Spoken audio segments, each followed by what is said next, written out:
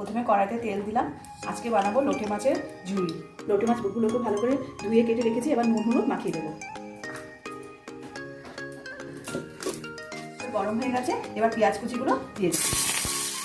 ভাজা হয়ে গেছে, রসুন কুচিটা দিয়ে দেবো, টমেটো কুচি দিয়ে দেবো, কাঁচা লঙ্কা দেবো, এবার লঙ্কাগুলো দেবো, এবার ভালো করে কষিয়ে নেবো।